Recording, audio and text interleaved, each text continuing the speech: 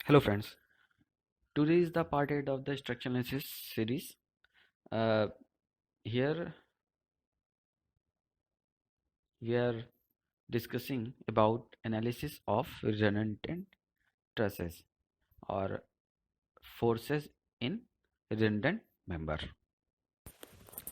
So first of all, we start with trusses, introduction and its assumption. तो truss होता क्या है? Truss is a structure in which all members are subjected to either tension और compression only. इसका मतलब है कि जो उसमें बेंडिंग मोमेंट होगा, बेंडिंग मोमेंट हर जगह पे, ट्रस में bending moment equal to zero everywhere. तो एक ट्रस है, ट्रस ट्रस के कुछ कुछ पॉइंट्स होते हैं, जैसे कि उसमें जितने जॉइंट्स होंगे वो पिन जॉइंटेड होंगे, जितने मेंबर्स होंगे उनमें या तो टेंशन होगा या कंप्रेशन होगा।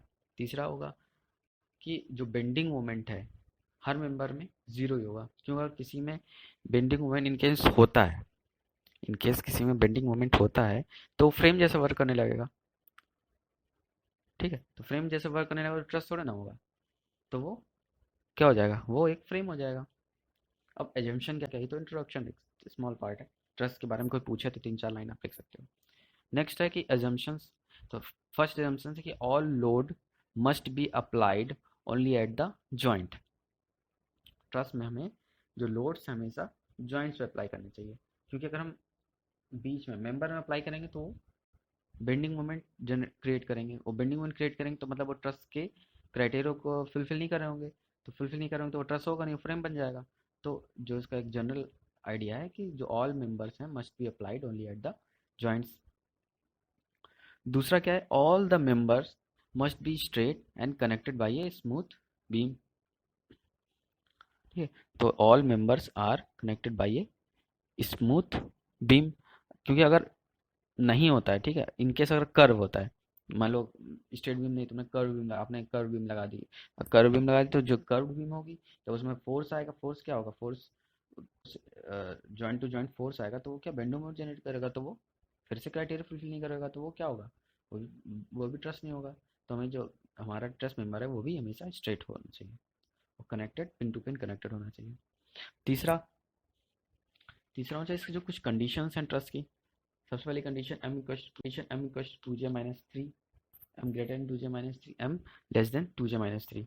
तो M equal to J minus three है। हियर एम क्या, number of members, J number of joints. तो M equal to J minus three है, तो वो जो ट्रस होगा, इस ट्रस की प्रॉपर्टी होगी तो स्टेबल होगा और परफेक्ट।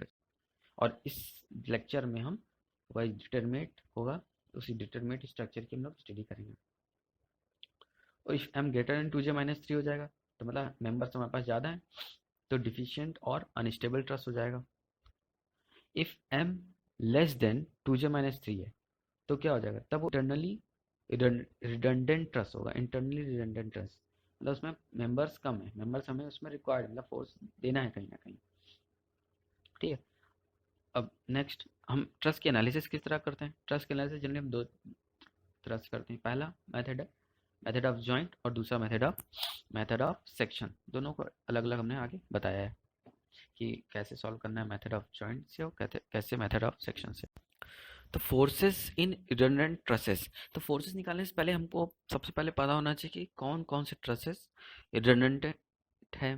तो इसको तो हम लोग ट्रस्ट में एक बार डील कर चुके हैं इनिशियल, कि कि रिडंडेंट मेंबर किसी ट्रस्ट में कितने हैं, तो इसको हम निकाल सकते हैं एक्सटर्नल इंडिटरमिनेसी से। एक्सटर्नल इंडिटरमिनेसी वाले D S C equal to R minus S, तो इससे हम D S I equal to M minus two J minus three. तो इससे हमको इंटरनल पता चल जाएगा कि वो इंटरनल रिडंडेंसी है कि एक्सटर्नल रिडंडेंसी है। तो हम इससे हम जब निकालेंगे एक रिडंडेंट मेंबर, तो उसका उस मेंबर में फोर्स, उस मेंबर में क्योंकि कोई ना कोई फोर्स रहेगा, तो अगर उस मेंबर को हम हटाते हैं कि वो एक्स्ट्रा मेंबर, तो बाकी मेंबर में क्या क्या फाइनल फोर्सेस आएंगे, इसको इसमें हम एनालिसिस करना सीखेंगे। तो रिडंडेंट ट्रस्ट को एनालाइज करने के लिए हमको एडिशनल कंपेटिबिलिटी इक्वेशन की जरूरत है, जो डेवलप किया जाता है हम लोग अपने इक्वेशन से। तो जैसे मान लो ये ट्रस है हमारे पास, ये ट्रस है एक स्क्वायर ट्रस जिसमें दो डायगोनल मेंबर है। तो हमने जब इसका इंडिटर्मिनेसी निकाली तो इंडिटर्मिनेसी आई इसकी 1, तो 1 है, तो मतलब ये क्या बोलते हैं, m ग्रेटर देन 2j-3 है, तो मतलब मेंबर इसमें ज़्यादा है, तो मतलब ये रिडंडेंट मेंबर है, तो कोई एक मेंबर ज़्यादा होगा। अब वो जो साइड मेंबर है वो तो हट नहीं सकते, उनको तो हटाया नहीं जा सकता, जो डायगोनल मेंबर है उन्हीं में से कोई एक रिडंडेंट होगा, तो हम ले लेते हैं कि AC member is redundant member. तो हम इसको सॉल्व कैसे किया जाता है, इसमें क्या किया था, इसमें हम इसको दो पार्ट में डिवाइड कर लेते हैं। फर्स्ट पार्ट में क्या होता है, उस मेंबर को हम पहले रिमूव करके जो उसमें फोर्सेस एक्ट कर रहे होते हैं स्ट्रेस में से हम फोर्सेस निकाल लेते हैं, उसकी वजह से उन फोर्सेस जो उसके जॉइंट्स पे एक्ट कर रहे होंगे फोर्सेस, उसकी वजह से सारे मेंबर्स में फोर्स निकाल लेंगे। दूसरा, ये इससे वो वैल्यू हो जाएगी पी वैल्यू।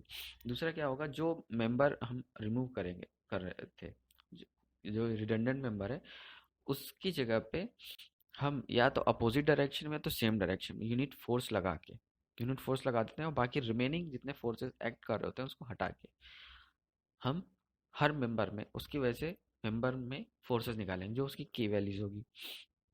इसे हम पी वैल्यू और के वैल्यू निकालेंगे, तो इससे हमें एक इक्वेशन मिल जाएगी, पी प्लस के एक्स, जो मतलब हमारे पास फोर्सेस निकालने की, मतलब उस मेंबर को अगर हम हटा लेते हैं तो बाकी मेंबर्स में क्या फोर्सेस आएंगे, तो उस इक्वेशन में आती है पी प्लस के एक्स।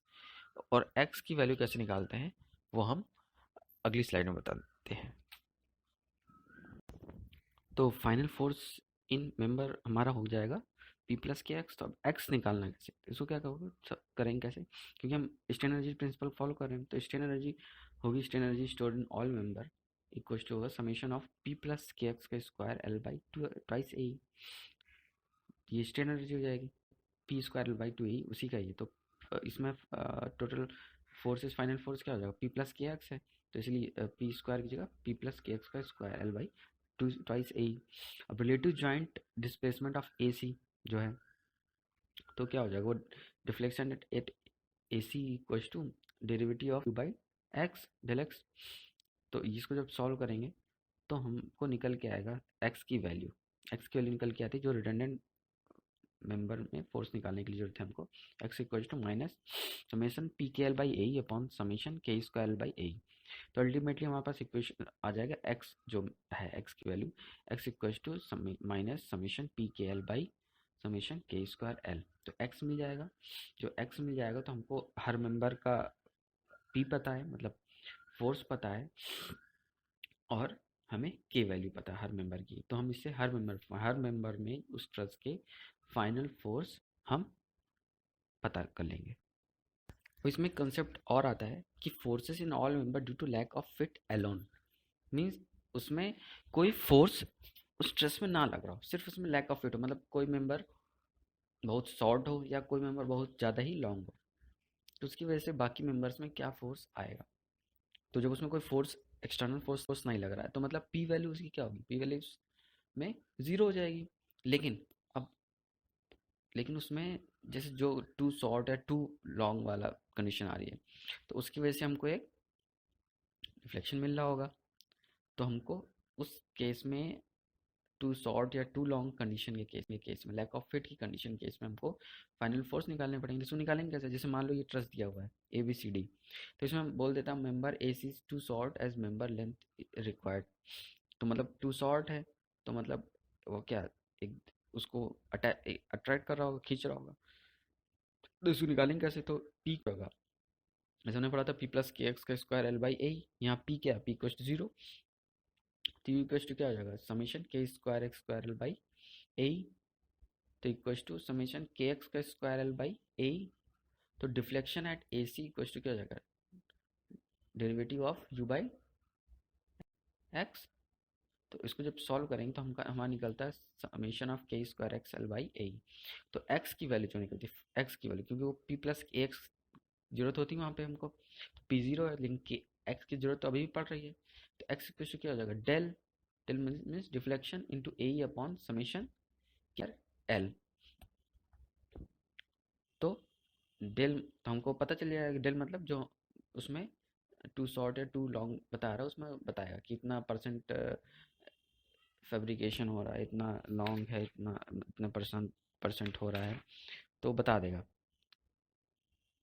तो जब हमको ये पता चल जाएगा तो डेल पता चल जाएगा, ए अपॉन के स्क्वायर तो निकाल ही लो, क्योंकि उस मेंबर में यूनिट फोर्स लगा के जिसको हटाना है, जो लैक ऑफ फिट वाले मेंबर है उसको हटा के यूनिट फोर्स लगा के के की वैल्यू निकालेंगे, तो final force in all member करके हम लोग निकालेंगे, मतलब P F equals to K X करके सारे मेंबर्स में फोर्सेस मिल जाएंगे।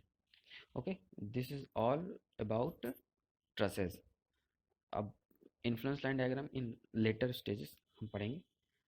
ओके, इफ़ यू आपको पसंद आया तो please like share comment subscribe करना ना भूलें and press bell icon latest notification video. Thank you. Thank you.